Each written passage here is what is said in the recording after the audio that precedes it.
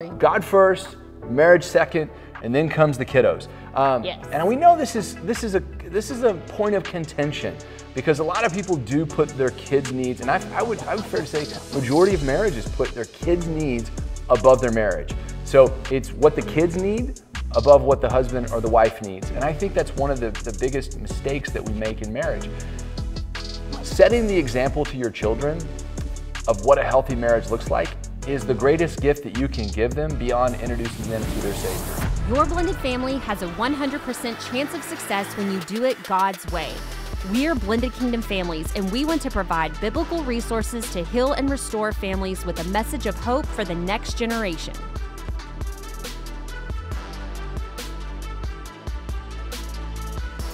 Hey friends, welcome back to the Blended Kingdom Families podcast. Scott Martindale, my wife Vanessa, and today we're going to talk about establishing the right priorities.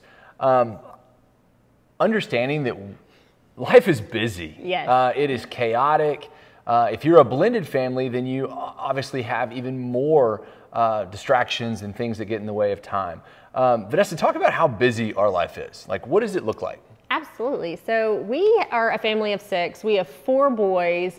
We have a 13-year-old, big gap, and then we have a 5, 4, and 3. And so our daily is just, we're running in so many different directions. Our oldest son goes to a school that's in between our house and his father's house, and it's 25 minutes from where we live, versus where our 3 boys go to school, which is literally just down the road. And so, you know, starting our morning off doing that, and then in the afternoons when it's pickup, and then you have sports and activities and church, you know, it just gets crazy really fast. Yeah, and that's not even including deciding what to give everybody for dinner. Yes. So one person wants this. I mean, it is insane.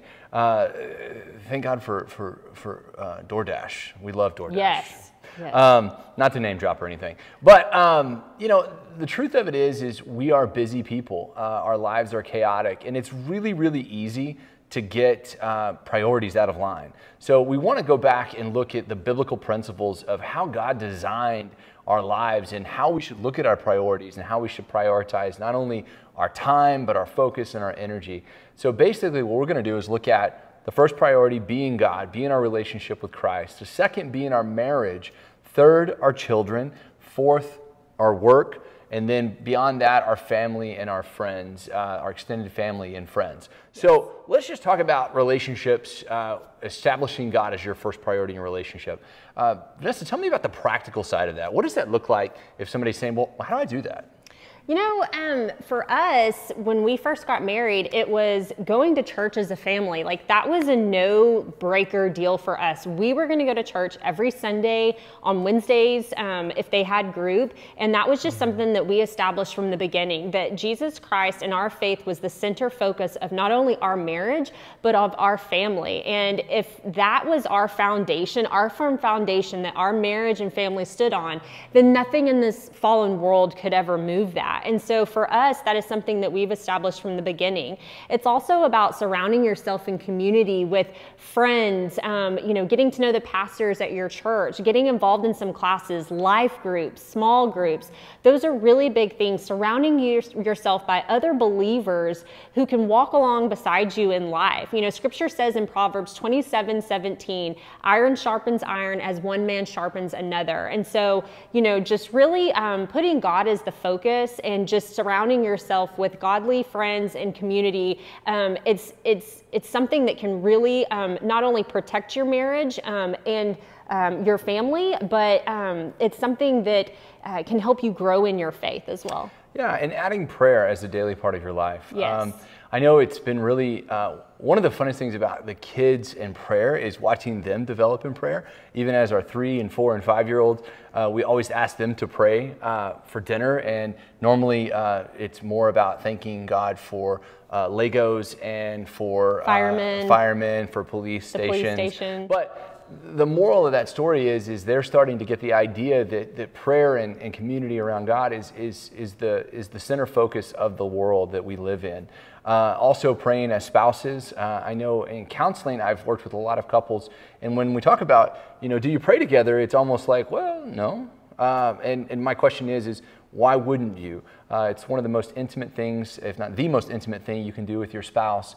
So by adding these things in, not just as options, but as priorities, you're going to find yourself constantly focusing on the source, on God, on that relationship. And we talked about in previous podcasts about grace and extending grace in your marriage. That's another part of that just starts that process. If you're constantly engaged in an intimate conversation with God, you're going to find yourself wanting to do that more often.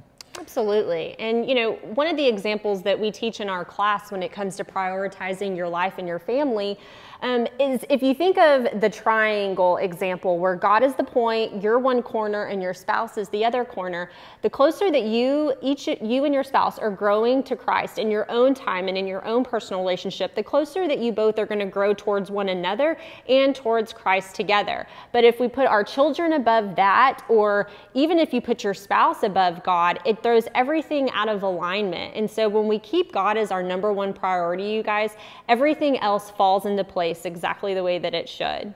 Yeah, and the next priority is, biblically, is our marriage.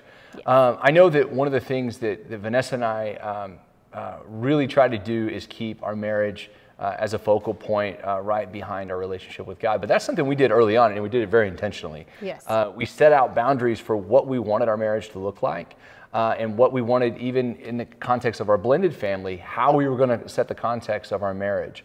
So, Vanessa, what do you think are the primary focus points of having a marriage designed around the way God intended it? You know, I think a lot of it has to do with just serving one another, giving each other grace. I know that we established a word for our marriage 2 or 3 years ago. Mm-hmm. We said if we could have one word for our marriage, what would it be? And it was grace, just having that unending grace, because you guys, life is hard, and especially blended families. Blended families can be chaotic, and they can just be hard and messy sometimes. But when we can give that same grace that God so lavishly gives us all the time to one another and extend that throughout our blended family, it can just make a world of difference, and it can just bring so much unity, not only to your marriage, but into your family. You know, serving one another. You know, I know that there's days when Scott's had a long, hard day at work, and he hits that door, and he's coming into chaos because one kid's climbing in the pantry to get the goldfish while I'm cooking dinner. Another one's, you know, throwing Legos, and one's riding the dog or whatever it is. But he comes in ready to serve and jump in and just do whatever he can to not only serve me, but to serve our children. And so I think it's just, you know, prioritizing, you know, mm-hmm. what is important in your marriage? What is important to you? And for us, prayer is a big part of that. We wake up in the morning and we pray, you know, pray for one another throughout the day. If I feel like I get a word from the Lord for Scott, I'll send it to him, but just mm-hmm. constantly covering him in prayer, covering our marriage in prayer, covering our family in prayer. And then, of course, at the end of the day, we mm-hmm. always close in prayer together and over our family. Yeah, and all those are great things, but it still doesn't negate some of the problems that you experience every day. Yeah. So, and Vanessa touched on this, you know, being in a blended family is tough. And one of the words that I get a lot when it comes to blended families is frustration. You're frustrated because a lot of times you cannot control the outcome of what's going on around you. And we'll talk about those kind of situations, but one of the byproducts of frustration is I'm going to take it out on somebody who's closest to me. So if I'm frustrated, if she's frustrated, it comes out in our relationship. So when we talk about grace, that is a big part of that, and understanding that your spouse is there for you. They're rooting for you to succeed. They're rooting so that you're happy and you're taken care of. So not allowing that frustration, or more so just inserting grace over that, is a huge part of taking care of the health of your marriage. And also, just for all the husbands out there, when he talks about grace, wives, if it's in the middle of the night and your husband's snoring, that's what he needs. Lots of grace, because I know that's the tough part about marriage. We have to sleep. Anything else that you can think of, Vanessa, that when it comes to marriage and it comes to setting that as a priority, what are the mm-hmm. things that you would suggest healthy marriages do? You know, one scripture that we were talking about the other day was, it was Ephesians 5:25, and mm-hmm. it was talking about, you know, husbands, love your wives as Christ loved the church first. And in this verse and in this chapter, the Apostle Paul really emphasizes and puts the husband's responsibility forth and his duty. And it was after obeying and glorifying the Father that he served the church. And so, you know, and for wives, it's the same thing as well. You know, we are supposed to love our husbands and serve them the best way that we can. And so, you know, I know that whenever you walk in that door, you know, you're serving me, but I'm also trying to do the same for you, because I know that you've had a long, hard day. So just really opening yourself up to, you know, what can I do for my spouse to, you know, better help them today, or, you know, what can I do to serve them well? Yeah, it's the one unique relationship, marriage, that you have is the more that you can pour into it, the more that you will get out of it. And unfortunately, in our society and the way that, you know, sometimes we get as people, we become selfish. And that selfish nature, that take nature, is the one thing that takes away the most from our marriage. And then if we're taking from our marriage, we're taking from our relationship with God. Yeah. So understanding that being a servant is the best way for you to enjoy your marriage the most. And I know a lot of times we do get selfish and we think, well, life is hard. I have to do this, I have to do this, and I have to do this. Let me answer that and say, you're right, you do. You absolutely have to do all those things. Yes, you have to be a servant. Yes, you have to provide for your family. And men, speaking directly to you, understand that that's the way God made us. We were made with broad shoulders to carry heavy loads. There's a reason that God designed the man like that, so that we could do that. So don't think that life is unfair to you because you have these responsibilities. Be grateful that, number one, that God designed us to handle those responsibilities, and that he had also made us a helper as a wife that can support us in carrying out that vision. So absolutely. God first, marriage second, and then comes the kiddos. Yes. And we know this is a point of contention, because a lot of people do put their kids' needs, and I would fair to say majority of marriages put their kids' needs above their marriage. So it's what the kids need above what the husband or the wife needs. And I think that's one of the biggest mistakes that we make in marriage. Setting the example to your children of what a healthy marriage looks like is the greatest gift that you can give them beyond introducing them to their Savior. So Vanessa, how do you think marriages and setting the priorities for the children beyond that plays out in real life? You know, with the kids, you know, it is hard, and this is something that we've dealt with before. Just being transparent and honest. You know, your children are going to grow up one day and move out into the world, and I'm going to be left with this one. And we're going to have to live together after this is over. Yes, you know, and your children are going to get married, and you're going to have grandbabies, and it's going to be awesome, but you're going to be whatever, you know, what we call empty nesters. And so it's about maintaining your marriage as a priority throughout these years, so that whenever your children are gone, like, you are still enjoying one another, and that you've maintained, or I shouldn't say maintain, but that you've been able to grow and develop your marriage throughout those years, so that whenever the children are gone, you know, it's still going to be an amazing place that you can. But you also need to as you make the children priority, understand that, you know, keeping your marriage first is a priority, but also you have to make time for your kiddos. And make them a priority, because that is a ministry in itself, raising your children. So one of the things that we would like to encourage you is, number one, devote your time to it. And as a culture, we're time starved right now. So there are plenty of things that can keep us occupied, from eyes open in the morning to eyes closed at night. So there is, whether it's work or it's you know, driving your kids around, or you pick up your phone, which can really keep you entertained almost all the time. So we're time starved as it is. So we have to make it a priority and something of absolute importance to, number one, put technology aside, put any distractions aside, and give our kids one-on-one time. Whether that is groups as a family, and you're devoting everything you can to your family, or it is taking each individual child, if you have more than one, and spending one-on-one time with them, and making sure that your spouse has that ability. So you're giving that gift to each other of spending one-on-one time together. Well, it's just about the intentionality. You know, just as Scott said, one of our boys loves to go grocery shopping. So he is my grocery shopping helper, and he goes with me every time that I go to the grocery store. the other one loves to go get the car washed with you. So Yeah. that's his special thing that he does with Scott. Our oldest, our 13-year-old, we take him out to the movies and do special things with him. And so it's just setting an intentional time for each child, because they're all different. God created us all so different. He didn't make copycats. And so just being intentional with them, but also prioritizing our time. As Scott said, there are so many things that pull us in so many different directions from the time we wake up, where it's our phone is going off, our emails, are going off, social media. There's so many different things that pull us in so many different directions. And so when it comes to the family unit, how are you prioritizing your time emotionally, mentally, physically? Do you have to take that 7 p.m. phone call from a friend that you know is going to take an hour long?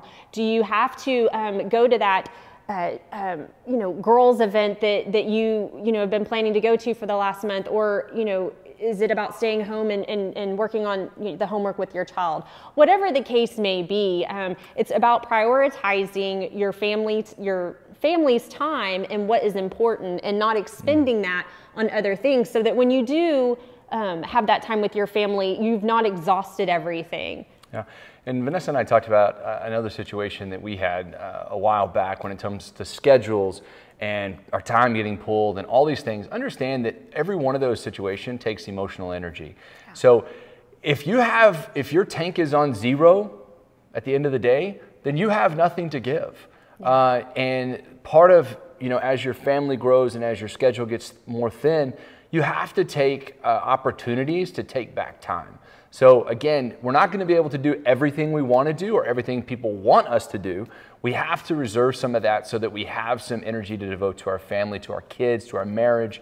Having that emotional energy in the tank, I think has made a huge difference for us. So Absolutely. We've had to say no to a lot of things just because we just can't commit to that. If you're looking at your schedule right now, or you're looking at, what's going on next week, and you see a full schedule, if you see 4 nights of your week are taken, I can assure you that you're going to find yourself on empty real quick. Especially with the children, and I just kind of want to touch on this, something we hadn't really discussed, but your children are only there for a certain amount of time, and they grow quick. Quick. Yes. Like we're just out of the diaper stage, because our little ones are 5, 4, and 3. So all of a sudden they're like doing stuff on their own, and it's kind of weird because they don't need us that much anymore. But eventually they're going to keep growing. So I would just say, try to slow down this time. Try to really enjoy it. And again, as we talked about marriage, try to invest in that marriage, because when they leave for college, you are going to be I do see this. Like one day it's going to be like they're gone and we're here, and it's kind of like, okay, what do we do? What do we do? Do we enjoy doing anything? And where are we at this point? So keep that priority: God, your marriage, your children, and then comes the work side of it. Obviously, we know we have to work to support our families, right. But there needs to be limits and priorities surrounding that. So one of the things that we're blessed to have around where we live is we have great resources, and some of the most amazing pastors that we've had an opportunity to hear and listen to their podcasts and their sermons. But one of the stories that came to my mind was a story that Matt Chandler told, who's a pastor from the Village Church, and he talked about the concept of when you come home from work, and as a man or as a mother, you're walking in and you're really instead of walking in with the concept of let me just fall out and start recharging, it's really about turning the face and saying, okay, it's now time to serve, because this is the other part of my job. Well, absolutely. And, our work is important, but that's not our first job. Our first job is our family and marriage, and that is our, first priority and commitment after God. And so when it comes to that time where you're getting home and just letting that fall off, but know that you're walking into the most important role, and really in ministry, your children and your wife, your marriage, it's a ministry in itself, and it's the 2 most important ministries you could ever have. And so just making that disconnection of leaving work and leaving it at the door, Yeah. That was kind of an issue with us for a while in our marriage, where Scott owns his own business, and so being able to leave that at work and not bring that into the into home, answering emails or answering phone calls. It's something that we really had to work at, but you've been doing a great job at that. Well, and I think the example is right there in front of you. You know, it never fails. The second I walk in the door, if my kids are here, they come screaming, running at me. They don't care if I've had a good day, a bad day, if I have work to do, they don't care. All they want is to spend time with me. So I think that in itself is the reminder that says, hey, there are bigger things that are involved with your presence than thinking about something that happened that day or worrying about, you know, what you need to be doing the next day. All that will be there. Nothing, you're not going to change anything about the past, but what is right in front of you is that opportunity to love on that child, because that they will remember. They will remember the fact of what you did when you walked in the door and how you engaged with your children. The next priority we're going to talk about is the family, extended family, and the friends. Yeah. So if you're our age, number one, your parents are probably a little bit older, so they become, you know, their priority and kind of what their needs are changes a little bit. And also, we have a lot of friends that we disconnect with that want to reconnect or want time or want things like that. And so, again, we're pulled in a lot of different directions. So how do we handle family priorities, extended friendships, things like that? Yeah, you know, I think at the end of the day, you know, again, it's the whole prioritization that we've been talking about. You know, God created us to be in community with one another. He didn't want us to be alone. And so having those life groups and those small group relationships, you know, godly community friendships, they're so important and vital for our spiritual, emotional, and mental health. But at the same time, I know that, you know, in this last season, me personally, I had to say no to some women's events, and I had to say no to some of the lunches with my friends and some of the girls' weekends with my friends. And it wasn't because I didn't want to, but it was just because of where God called me in this season. And my priority is my marriage and my husband. And then if there was time in that margin to allow some of those extra things, then absolutely. But, you know, for me personally, I just go to the Lord and I ask, you know, if this is something that I, you know, can fit and do in my schedule at this time. And so, you know, different seasons, different times call for different things. And so again, you know, God first, marriage, your family, and if I have time for the rest, then great. But if I don't, then, you know, it's okay. But, you know, having those long-term healthy friendships and those people, you know, that even though like you may not be there for a season, coming back, they're like, we still love you, like we get it, we understand it. That's, you know, that's always awesome to have. Yeah. So. And I don't know if women struggle with that more than men do. I think women generally have a little bit bigger communities than men. But I think men need to recognize that, again, not to be in our selfish nature, not to do things or take away the priorities of God or our marriage or our children just to serve ourselves individually. So I would say all this to say this: you have to prioritize your time. Again, we live in one of the most time-starved environments that probably existed in the world. You know, and we're in the United States is one of those cultures that literally wants to fit everything in 24 hours, including as little or as much sleep as you can possibly get. But is that the right way, and is that going to serve you long-term with the health of your marriage, your children, your relationship with God, all those things that we're setting out as priorities? I think that it's a great time to take a hard look at that and to ask yourself, am I doing the things that is taking care of the priorities that I want to set for my life? And again, I'll go back to it. These are intentional priorities. These are not things that are in theory or, you know, these are good things to hear every now and then, or, wow, that's a great idea and I should do that. If you want your marriage to thrive, if you want your blended family to thrive, these are things that you must do so that all those things come in line and come in order. And I think if you do those, you're going to see amazing fruits of that. You're going to see blessings. You're going to see happiness that you just won't find other places. So, you know, in closing, we're excited that you're here. We're excited. Thanks for listening to us as the Blended Kingdom Families podcast. Please take this opportunity to share and like this. If you don't have, if you're not yourself a blended family, but please, if you know one, please take an opportunity to share this. Absolutely, you guys. And if there's any topics, we want to hear from you guys. We want to know what it is that you guys are struggling with so that we can address these topics and bring some biblical foundations to it as well. And so if you want to email us at info@blendedkingdomfamilies.com, again, that's info@blendedkingdomfamilies.com. We would love to just, hear your thoughts and hear what it is that you guys would love for us to talk about. Also, guys, we do on our website have a prayer wall. If you need prayer, we are here for you. We want to pray with you, over you, and for you. So please check that out as well. And again, you guys, thank you so much for joining us today. We hope to see you back next week. Be blessed in all that you do. Thank you. Hey friends, so glad you were here with us today, and I hope you enjoyed today's episode. You can find more resources from Blended Kingdom Families at blendedkingdomfamilies.com. Join us again next time as we talk about more blended family topics. Be blessed in all that you do, and remember, nothing will be impossible with God.